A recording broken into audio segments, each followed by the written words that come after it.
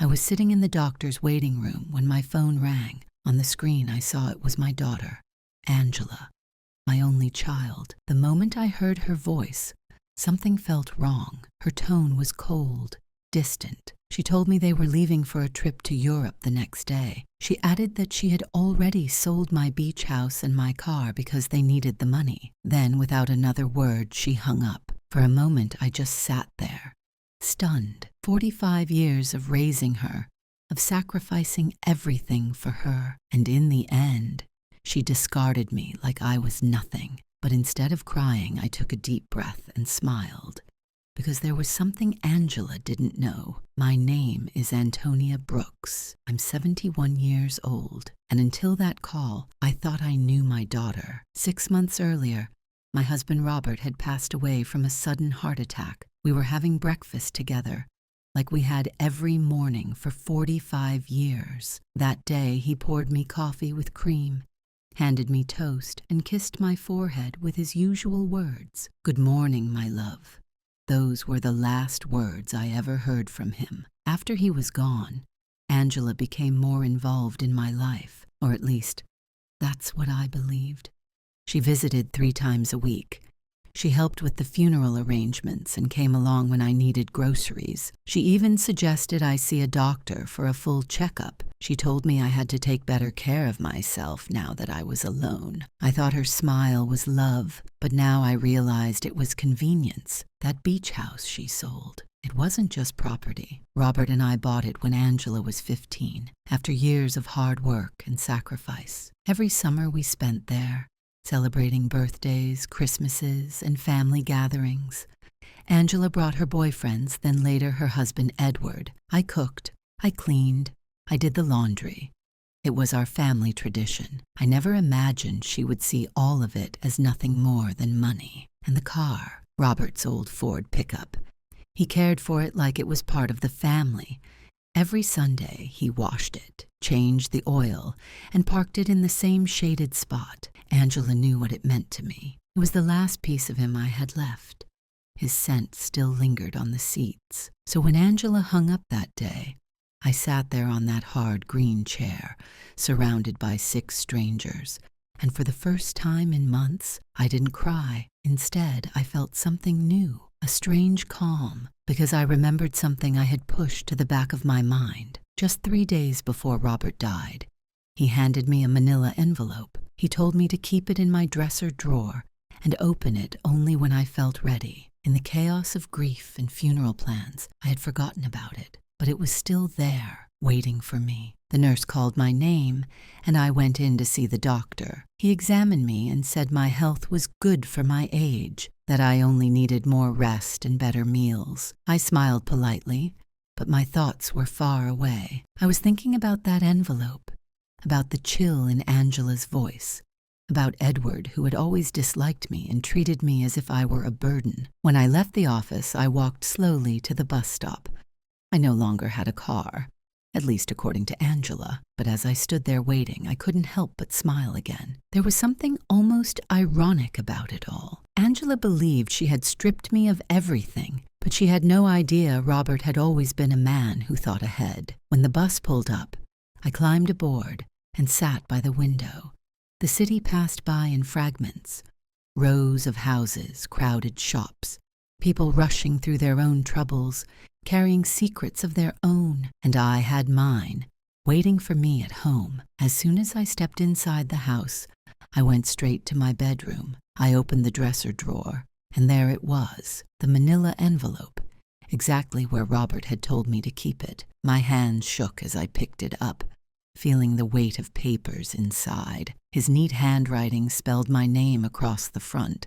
I sat down on the bed we had shared for so many years, took a deep breath, and let the fading daylight surround me in familiar shadows that no longer frightened me. Slowly, I opened the envelope as if it were a fragile gift. What I found inside nearly stole the air from my lungs. Inside were legal documents, property deeds, bank certificates, and a handwritten letter from Robert. Tears blurred my eyes as I saw his familiar handwriting once again. The letter began simply, "My dear Antonia, if you are reading this, It means I am no longer with you. Forgive me for keeping this secret. I only wanted to protect you from worry." Line after line revealed truths I never imagined. Robert had quietly invested our savings in properties and businesses. We didn't just own the beach house. We had 6 other properties, including the apartment building where Angela and Edward lived. There were shares in 3 companies worth far more than I could have dreamed. Robert wrote that I had always been rich in love, but now I was rich on paper too. My hands trembled as I spread the documents across the bed. Deeds to houses in different neighborhoods, a downtown condo, a small motel by the coast, and the 20-story apartment building Angela called home. For the past 10 years, Robert had been the silent owner, hiding everything under the name of a company I had never heard of. And according to those papers, I was now the sole heir. Bank statements listed numbers so large they didn't feel real. Robert had spent 40 years working as a bus driver, yet somehow he had also been a careful, brilliant investor. Every sacrifice, every saved penny, he had multiplied it in silence. He wrote that he had hidden the truth so I wouldn't carry the weight of money, and so Angela would never change her heart toward us. You know our daughter, Antonia. If she learned the truth, she would treat us differently. I wanted her love to be real. The irony was crushing. Angela thought she had taken everything from me, when in truth, she had walked away from more than she could ever imagine. That night, I couldn't sleep. I wandered through the house, brushing my hand across old furniture and little keepsakes Angela had always criticized as outdated. I stared at family photos on the walls, especially one of her as a little girl, sitting on Robert's lap, laughing with pure joy. I asked myself over and over, when did that sweet child disappear? When did she become so cold, so calculating? Early the next morning, the phone rang. The phone rang again. It was Angela. Her voice sounded softer this time, but I already knew better than to trust those sudden changes in tone. She told me they had transferred the money from the house and the truck, and that she had deposited my share into my account. According to her, it wasn't much, but it would be enough to keep me afloat for a few months while I looked for something smaller. My share. She said they had given me 30%, keeping the rest for themselves. To her, that was fair. They needed the money for some investment in Europe. An incredible opportunity, she said. I kept my voice calm, asked when they were leaving. She replied that their bags were already packed and the cab would come that afternoon. They'd be gone at least 6 months, maybe longer if the business went well. She added that, when they returned, they would help me find a little apartment that suited my needs. I wished her a safe trip, and she sounded relieved, even proud, as if I had just blessed her scheme. She ended the call by saying how compassionate I had always been, how much they loved me. When the line went dead, I stood there with the phone in my hand, and for the first time in months, I laughed. It wasn't joy, but a laugh that came from the absurdity of it all. My daughter had stolen from me, pushed me aside, and spoken to me with unbearable condescension, all to fund a European dream that would probably collapse. What hurt most wasn't the money. It was how easily she had erased me from her life with a 2-minute phone call. I checked my bank account online. The transfer was there, but it was a mockery. They had sold the beach house far below its real value, desperate for quick cash, and Robert's truck had been practically given away. That afternoon, from my window, I watched Angela and Edward load their suitcases into a cab. Edward carried 2 oversized bags. Angela clutched a sleek carry-on that looked expensive. They laughed, kissed, and spoke with the excitement of teenagers about to start an adventure. Not once did they look toward my window. Not once did they say goodbye. When the cab disappeared down the street, I sat at the kitchen table with a cup of tea and Robert's documents spread out before me. I could call a lawyer, reclaim everything, even charge Angela with fraud. But another idea began to take shape, a better way, one that might teach her something. I picked up the phone and called Mr. Peterson, the lawyer who had handled Robert's affairs. He had been at the funeral, offering his condolences, telling me to reach out if I ever needed him. Now I did. The next morning I dressed with care. I put on the wine-colored dress Robert always said made me look elegant, fixed my hair, and added a touch of makeup. When I looked in the mirror, I saw a woman I hadn't seen in a long time. A strong woman. At Mr. Peterson's office in that old downtown building with marble floors and wide windows, he greeted me kindly. But as soon as I laid Robert's documents on his desk, his face changed. He told me my husband had been far wiser than anyone realized. According to those papers, I was the rightful owner of everything. The sale of the beach house, he confirmed, had been illegal. Angela had no authority to sell it. He explained we could reclaim the property immediately and press charges for fraud. I shook my head. No, I didn't want legal action. Not yet. I wanted a different approach. Everything had to stay secret for now. I asked him to discreetly recover the beach house, secure my properties, and especially gain control of the apartment building where Angela and Edward lived.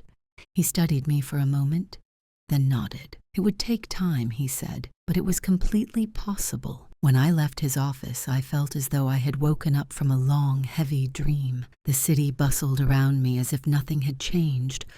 But for me, everything had. I had a plan. The weeks that followed were unlike any others in my life. Outwardly, I was just a poor widow, abandoned by her daughter. In secret, I was a wealthy woman, quietly taking back control. Mr. Peterson worked efficiently, updating me regularly as the legal processes unfolded. Meanwhile, I stayed in my house. It was mine after all, though Angela probably imagined I'd soon move into some small rented room. Each morning, I sat at the same breakfast table where Robert and I had shared decades of our lives, then went for a walk through the neighborhood. Neighbors greeted me with polite pity, offering the looks they reserved for women recently widowed. They had no idea. One afternoon, while I was watering the plants in my front yard, Aurora, my lifelong neighbor, walked over. She asked if it was true that Angela had gone to Europe and left me alone. I told her yes. Angela and Edward had business plans overseas. Aurora tilted her head, worried, and asked how I was going to manage, since everyone knew Robert hadn't left me with much. If only you knew, I thought. I reassured her that I would be fine. She offered to bring me food or help with groceries, her voice carrying that mix of pity and relief I had come to recognize. Relief that this misfortune wasn't hers. I thanked her kindly and told her I didn't need anything. These conversations repeated almost daily. The butcher, the baker, the woman at the corner store. Everyone spoke to me with that hushed, careful tone they reserved for the unfortunate, and I would smile, nod, and play the role. Inside, though, a part of me almost enjoyed the performance. It felt like living a double life. One Wednesday morning, Mr. Peterson called with news. He told me the sale of the beach house had been nullified. The buyers weren't at fault, so they got their money back. But the house was once again mine. I thanked him, then asked about the building where Angela lived. He explained it was more complicated, since I had always technically owned it through Robert's company. But the administrative changes to give me direct control would take 2 more weeks. I told him that was perfect and to keep me updated. That afternoon, I sat with my coffee and thought about Angela. She had been in Europe for 3 weeks, and not once had she called, messaged, or sent a postcard. I had ceased to exist for her the moment she got what she wanted, but I knew that silence wouldn't last forever. Soon after, I took the bus to the coast to see the beach house. The trip felt familiar, the same route Robert and I had taken so many times before. When I arrived, the house looked exactly as I remembered, small, cream-colored, with a porch facing the ocean. The new owners had added a few potted plants by the steps, but everything else was the same. I sat across the street for nearly an hour, letting the memories wash over me. Summers when Angela was little, running barefoot across the sand, Robert at the grill while I prepared salads, Angela later bringing friends, then boyfriends, then Edward. Decades of memories reduced to a quick sale. An older gentleman eventually stepped out of the house and noticed me sitting there. He asked if I was all right. I told him yes. I was just remembering that I knew the former owners very well. He explained they had been told the elderly woman was very ill and had needed to sell quickly. They thought they were getting a bargain, but later learned the sale had been fraudulent. They returned the house without losing their money. I nodded, relieved for them, but inside my chest tightened. Angela had even invented a story about my illness to justify her actions. To her, I wasn't a mother with feelings. I was just an obstacle. That night, I called Mr. Peterson again. I asked him to help me recover Robert's truck as well. He hesitated, explaining that Angela had sold it using a power of attorney I had signed months earlier. My mind raced. I barely remembered signing, only that Angela had brought me papers after Robert's death, insisting they were for funeral and inheritance arrangements. I had been too lost in grief to read them. Now I realized she had been planning this all along. Mr. Peterson said we could challenge it if we proved I signed under deception. I told him to proceed. I wanted everything back. The weeks that followed became a strange routine. In the mornings, I was the poor widow, living quietly, receiving pity from neighbors, keeping up appearances. In the afternoons, I transformed into a businesswoman. I studied Robert's documents, spoke with Mr. Peterson, and mapped out my next moves. I discovered that Robert's investments had been carefully chosen. The building where Angela lived wasn't just profitable from rent. It was located in an area whose value was rising fast. I also learned something else. Edward was drowning in debt. He had taken out loans using their apartment as collateral, not knowing he didn't legally own it. Sooner or later, the banks would find out, and when they did, Edward's problems would explode. Then on a Friday, Mr. Peterson called again. He told me all the paperwork was complete. I now had full control over all my properties. He had even recovered Robert's truck. The buyer turned out to be someone he knew and had agreed to return it for a small settlement. I thanked him and then asked for one last favor. I needed him to send a letter to my daughter. When he asked what kind of letter, I didn't hesitate. An eviction notice. There was silence on the line after I told Mr. Peterson what I wanted. He asked if I was sure. I told him I had never been more certain. Angela had made her choice.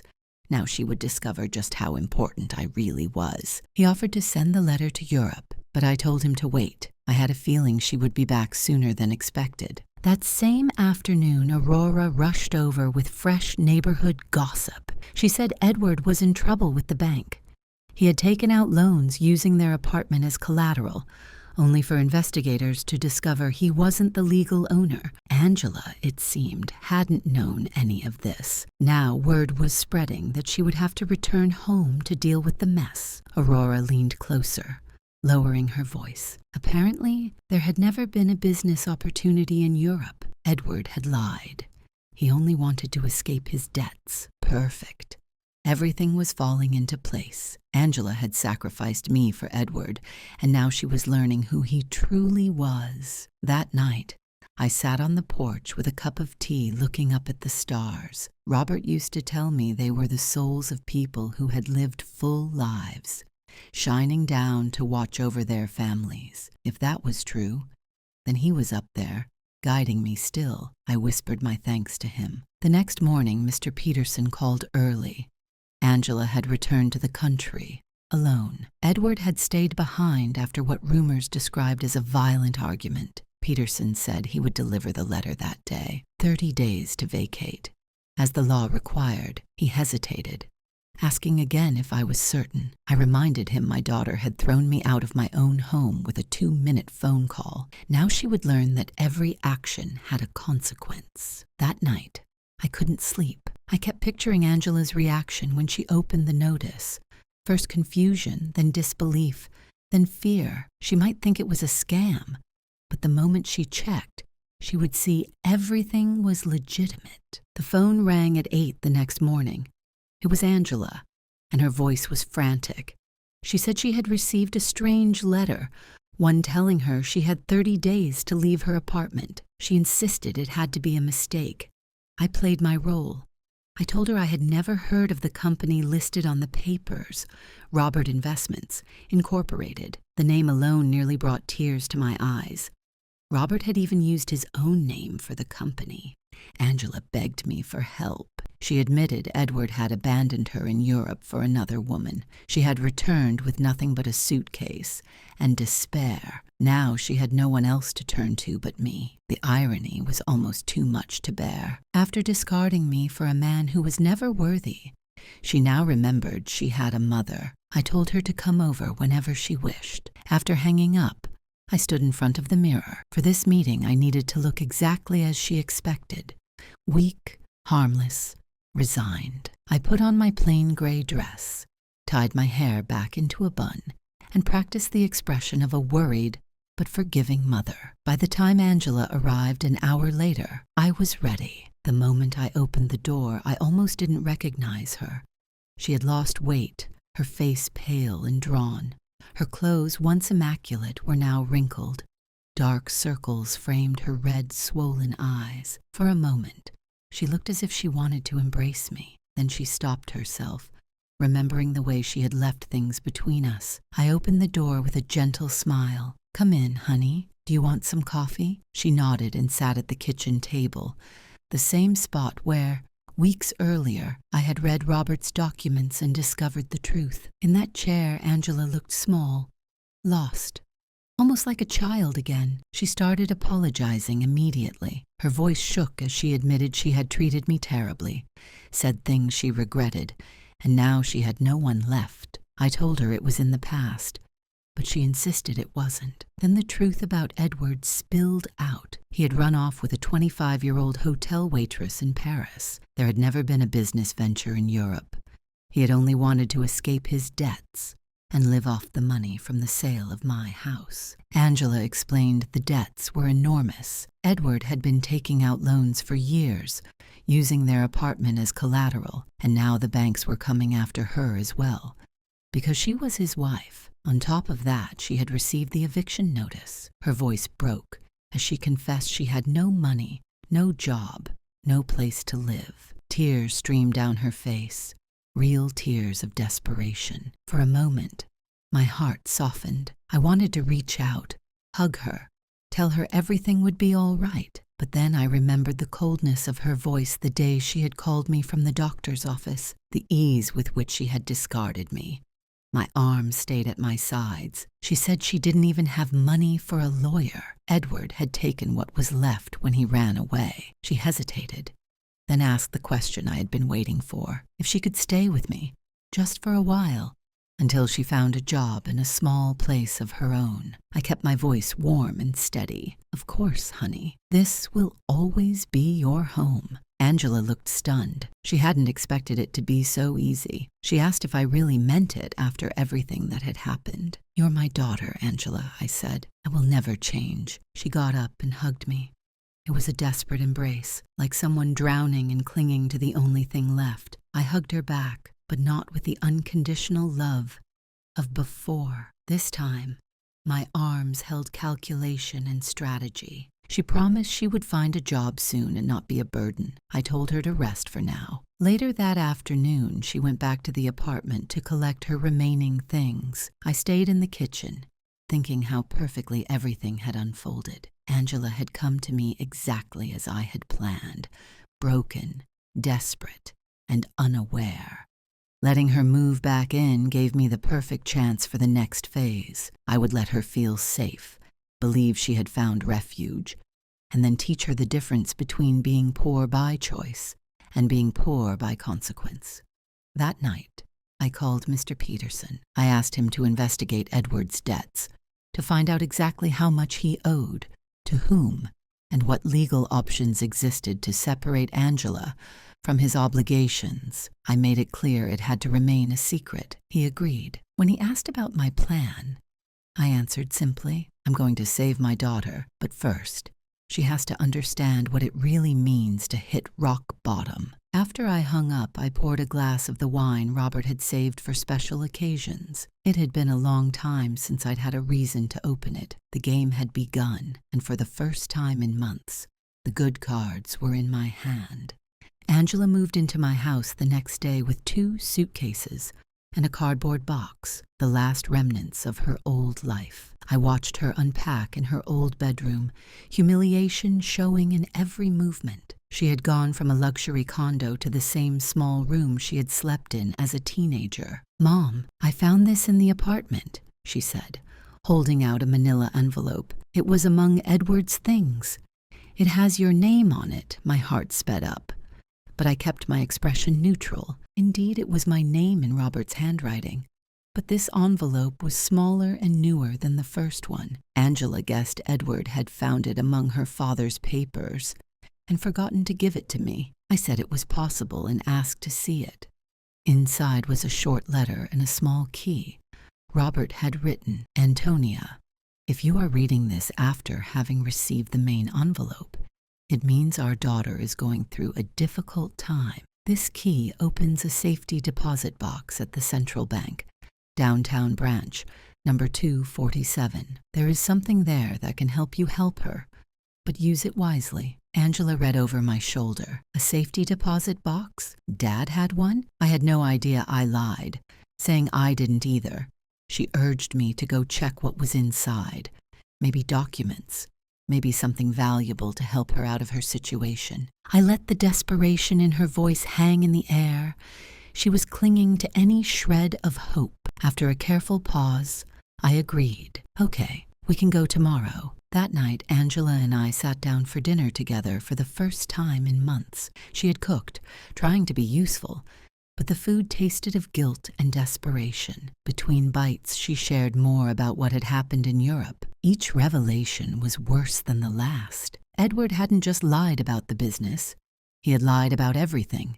His debts were over $100,000 and, without her knowledge, he had even forged her signature to take out loans in her name. She explained that when they married, she had signed banking documents to give him access to their joint account. He had used those papers to trap her. Now the banks claimed she was just as responsible. Edward had disappeared.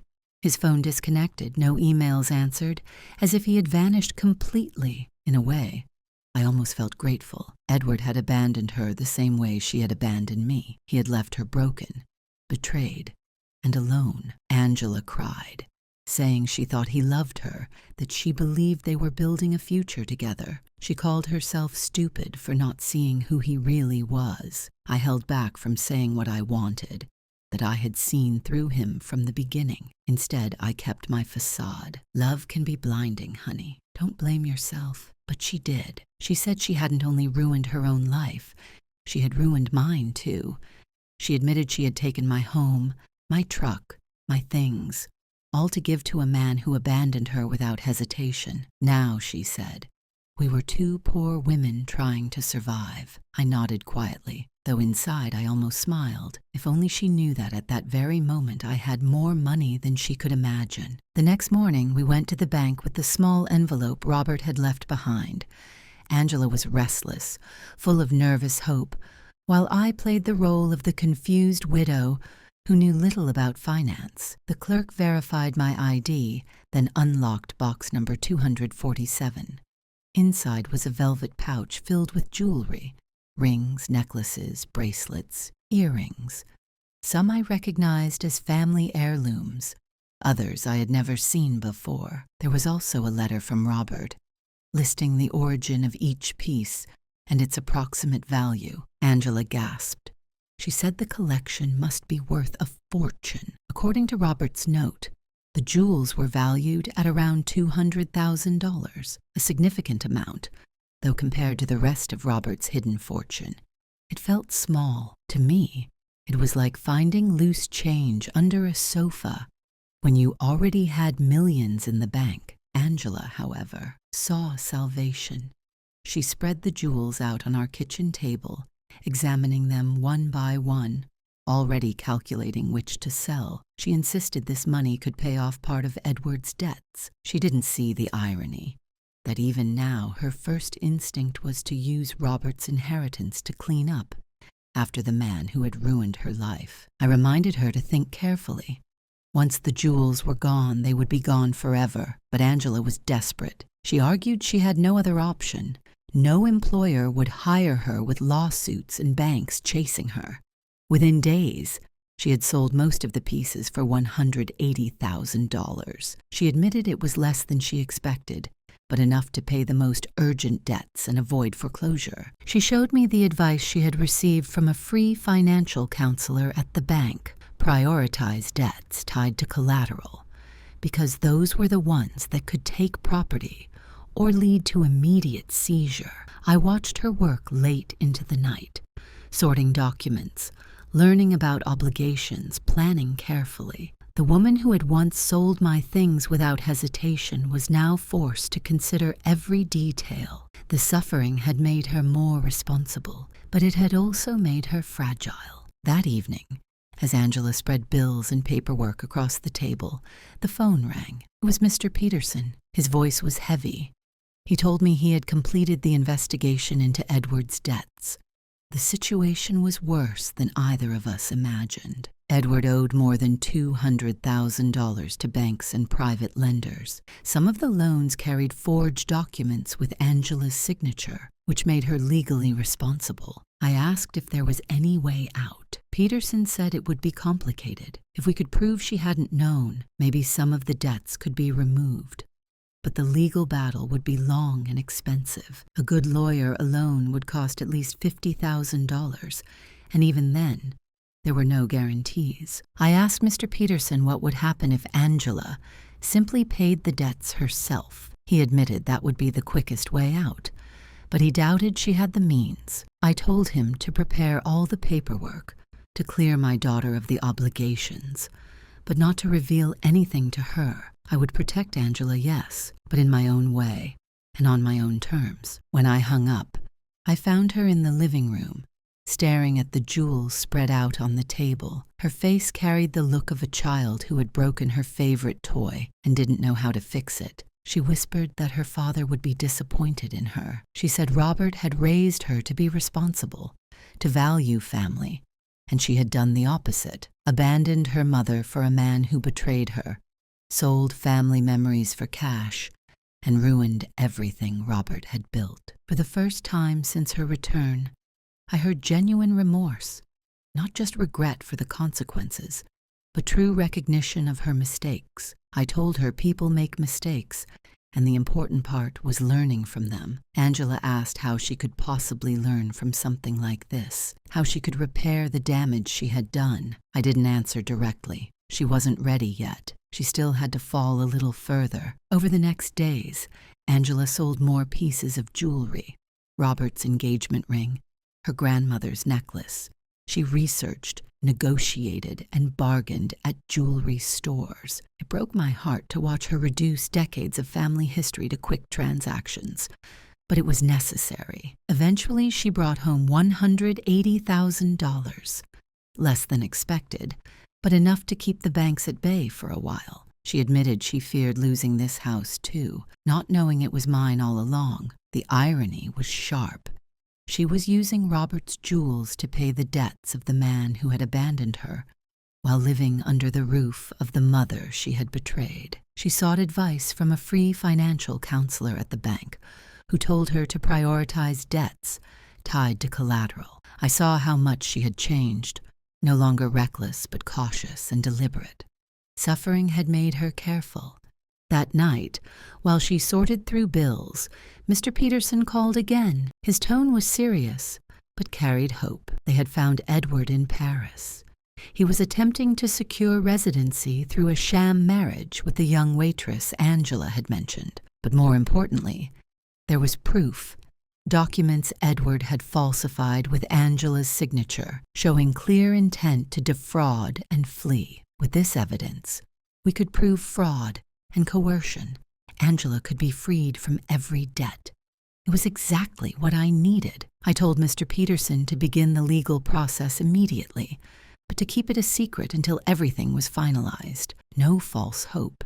He said it would take 3 weeks, maybe a month. Perfect. Angela asked who had called.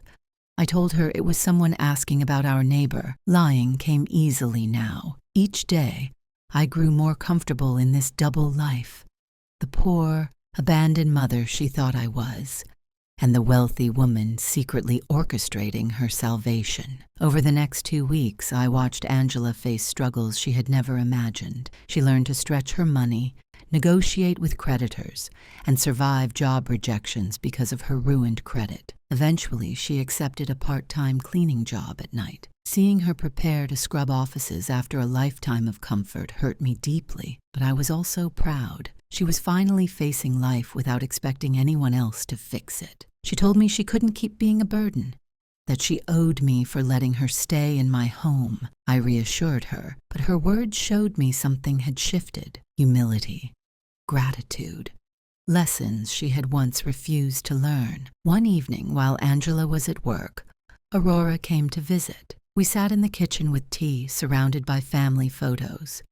She asked if I had known Angela would come back like this, so broken, so humbled. She remembered how Angela had once bragged about Europe and Edward's success, and now here she was, working nights and living with me again. Aurora studied me carefully. Then she said she had noticed something in Angela's eyes, not just sadness, but humility, as if life had finally taught her something she could never learn any other way. She was right.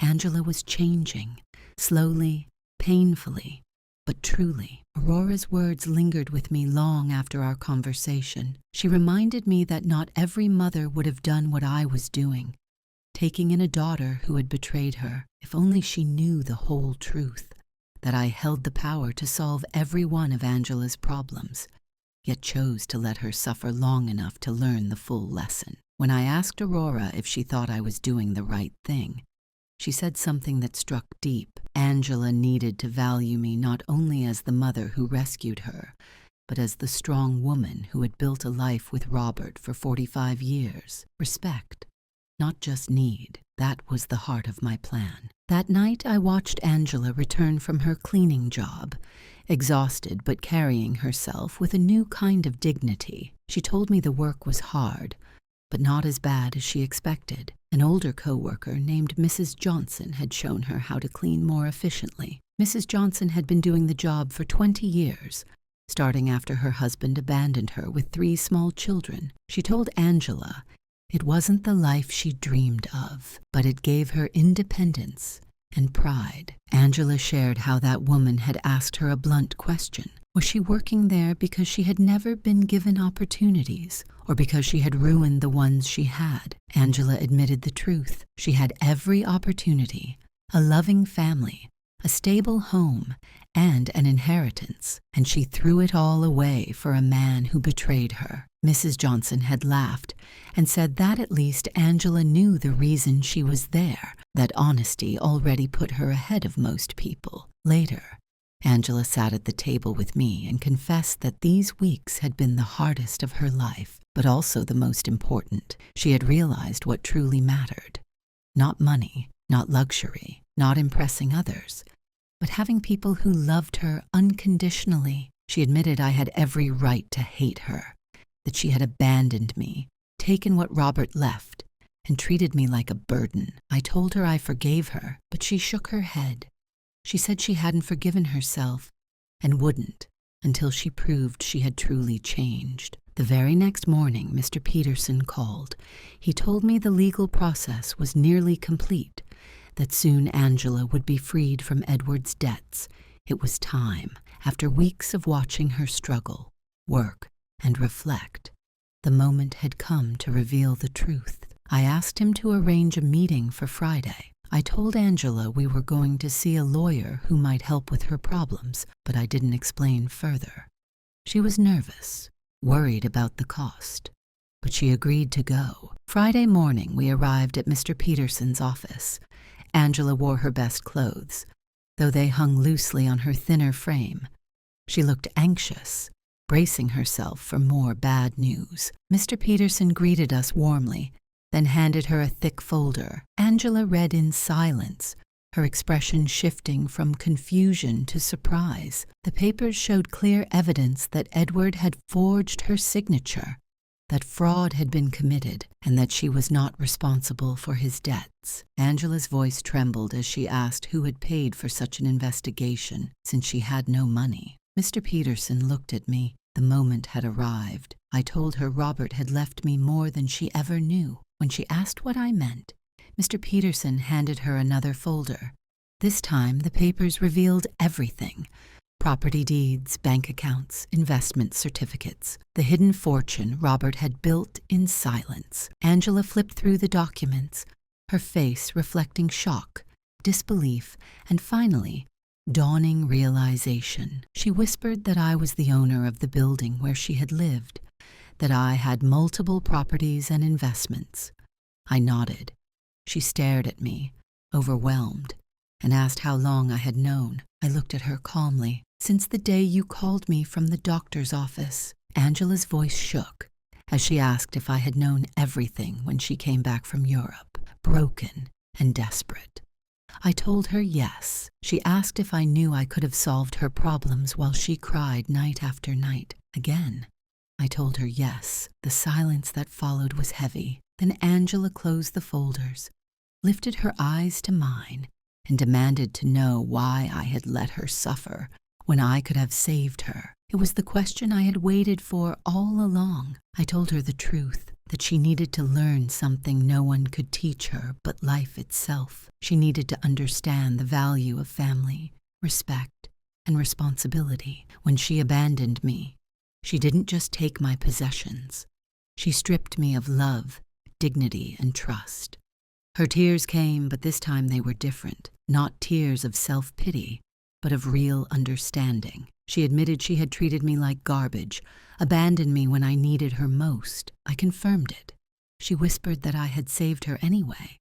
I explained that I hadn't saved her by handing her money, but by letting her hit rock bottom so she could learn how to save herself. At that moment, Mr. Peterson stepped in, explaining that I had paid all the legal expenses to clear her of Edward's debts. He told her every fraudulent sale had been reversed. She was free. Angela asked about her cleaning job, and I told her she could leave it if she wanted, but I hoped she wouldn't. That job was teaching her the dignity of effort, the value of every dollar earned, something she had never understood when life was easy. Angela looked at me with an expression I hadn't seen in years. It wasn't dependence.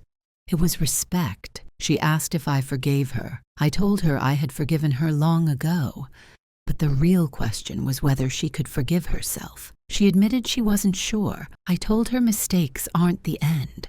It's what we do after them that matters. Mr. Peterson left us alone, and for a few minutes we sat in silence. Angela finally said that even if I had truly been poor, she would have learned the same lesson. She had realized that nothing in life was more valuable than having someone who loved her unconditionally. What had kept her sane through the past weeks was knowing she had a home with me, no matter how much she had ruined her life. She promised she would never take that love for granted again. We walked out of that office as different people, not just mother and daughter bound by habit, but two women who had chosen each other after surviving the hardest trial of their lives. In the weeks that followed, Angela rebuilt her life in ways I hadn't expected. She chose to keep her cleaning job, explaining she needed to finish what she started. It wasn't punishment. It was her way of remembering who she had been and who she wanted to be now. I watched her put on her uniform each night, no longer broken, but stronger, carrying herself with pride. One afternoon, Aurora visited and told me rumors were spreading in the neighborhood. People whispered that I wasn't as poor as I had seemed. They said Angela had been seen leaving an expensive lawyer's office and later paying off debts at the bank. They even said I had gotten the beach house back. Aurora looked at me with the eyes of a friend who had known me for 40 years. She asked if I had lied. I poured tea and told her the truth. Robert had left me more than anyone imagined, enough that Angela and I would never have to worry again. Aurora was stunned. She asked why I had pretended to be poor. I explained everything: Angela's cruel phone call, my plan of silent revenge, the weeks of letting her suffer, and the final revelation in Mr. Peterson's office. Aurora called it brilliant and terrible at the same time. Terrible, because I had let my daughter suffer when I could have helped. Brilliant, because she understood the lesson. If I had rescued Angela too soon, she would never have learned the value of family, of effort, of respect. When she asked if Angela had truly learned, I pointed to the proof. Angela knew she had access to wealth, yet she chose to keep working. She knew she could move out, but stayed with me instead. She even used her own savings to help a coworker struggling to pay for her child's daycare. Aurora smiled and shook her head. "That's not the Angela who went to Europe," she said. And she was right. She wasn't. This Angela was no longer the same woman who had once abandoned me. She now understood that money was only a tool, not the goal. She knew that dignity came from honest work and respect, not from material possessions. One evening, after returning from work, Angela found me reading in the living room. She told me that Mrs. Johnson had asked if she was really the daughter of the wealthy woman from the north side of town. When Angela admitted it was true, Mrs. Johnson asked why she was still working. Angela explained that she needed to prove to herself she could stand on her own 2 feet. Mrs. Johnson laughed and said, "That's the difference between being rich and acting rich. Your mom taught you how to be truly rich." Angela sat with me and made a decision. She wanted to keep living with me, not as a dependent daughter, but as a grown woman who chose to share her life with her mother. She insisted on paying her share of expenses and treating our relationship as a partnership based on respect and love. She spoke of going back to school, not rushing, but step by step, earning every opportunity. She wanted to study social work, inspired by the women she had met who had no one to support them. It was everything I had hoped for. Angela had not only learned the value of family and dignity, but had found a way to use her experience to help others. She even said Edward no longer mattered. He had been arrested in France for marriage fraud and was awaiting deportation, but Angela felt no resentment. Instead, she said his betrayal had been the catalyst for her transformation. Without him, she might never have learned what truly mattered. For the first time in months, I slept with complete peace. My plan had worked. Angela was stronger, wiser, and more compassionate than ever. Robert would have been proud. 6 months later, our lives had found a new balance. Angela completed her social work studies with excellent grades, and together we used part of Robert's resources to start a foundation for women facing domestic violence and abandonment. One morning, Angela walked into the kitchen with a letter in her hands. She had been accepted into a master's program. She explained that she would pay for it herself with the modest salary she had saved from her city job. Even though I could have easily covered the cost, she insisted this was part of who she was now. Aurora became our regular visitor, joining us for tea each week. She admitted that at first, she thought I had been cruel for letting Angela suffer, but now, she said, she saw wisdom. She pointed to Angela, sitting in the living room, studying quietly, serene and confident in a way she had never been before. This was not the same woman who had left for Europe in arrogance and pride. This Angela had built strength from within. One evening, as we shared dinner on the porch, Angela told me she had received a letter from Edward. He wrote from prison in France, claiming he regretted everything and asking for forgiveness. Angela said she felt nothing, not anger, not sadness, not even resentment. She said the Angela who had married him no longer existed, and that there was nothing left to say. I was struck by her calm maturity. She told me she had finally learned the difference between false love and true love. Edward had told her what she wanted to hear, filling her with illusions of luxury and ease. I had taught her what she needed to learn, that true wealth comes from respect, effort, and genuine relationships. That night, after Angela went to her room to study, I sat on the porch and looked up at the stars. I thought of Robert and the promise I had made to him. At last, I felt I had fulfilled it. I hadn't protected our daughter by giving her everything she asked for. I had taken care of her by guiding her through the pain she needed in order to grow. And now, at last, she was free. I hadn't taken care of Angela by solving her problems. I had taken care of her by teaching her to solve them herself. I hadn't saved her by shielding her from pain. I had saved her by letting her learn through it. The next morning was Sunday. For the first time since I had reclaimed the beach house, Angela and I planned to visit together.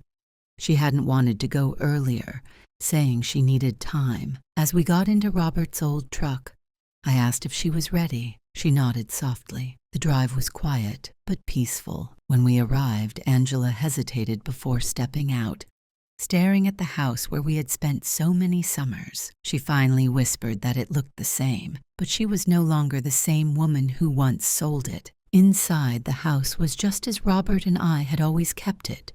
Clean, welcoming, filled with family photos. Angela walked through each room slowly, touching the furniture, stopping at the pictures on the walls.